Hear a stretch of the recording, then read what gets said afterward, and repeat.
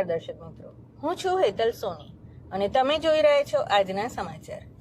વિસનગર શહેરના વતની અને વિસનગર શહેર પ્રત્યે લગાવ ધરાવનાર એવા વતન પ્રેમીઓ દ્વારા પ્રસ્થાપિત એવા અમે વિસનગરી ટ્રસ્ટ અમદાવાદ દ્વારા વર્ષ દરમિયાન વિવિધ સાંસ્કૃતિક, સામાજિક અને સેવાકીય પ્રવૃત્તિઓ કરવામાં આવે છે।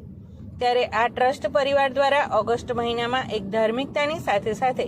પર્યાવરણલક્ષી અને સૌ સિનિયર સિટીઝનની સાથે સાથે પરિવારજનોની પારિવારિક ભાવના કેળવાય તે હેતુથી ટ્રસ્ટના પરિવારજનો સાથે સાપુતારા પ્રવાસનું આયોજન કરવામાં આવ્યું હતું,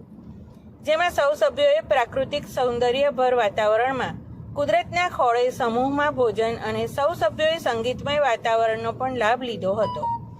જેમાં સાપુતારાના મોન્સૂન ધમાકા જેવા ખુશનુમા વાતાવરણ વચ્ચે ધાર્મિકતાની અનુભૂતિ સહ 51 શક્તિપીઠમાંના એક એવા ઊંચા ડુંગરા ઉપર બિરાજમાન શ્રી સપ્તશૃંગી માતાજીના દર્શન કરવાનો એક અદ્ભુત અનુભૂતિ સમાન માતાજીના દર્શન કરીને ધન્યતા અનુભવી હતી। આ પ્રવાસ દરમિયાન સાપુતારા ખાતે યોજાયેલા સરકારશ્રી દ્વારા મોન્સૂન ફેસ્ટિવલમાં ભાગ લેવા જતા પદયાત્રીઓ અને ભક્તોને બિસ્કિટ વિતરણ કરી સેવાનો લાભ લીધો હતો।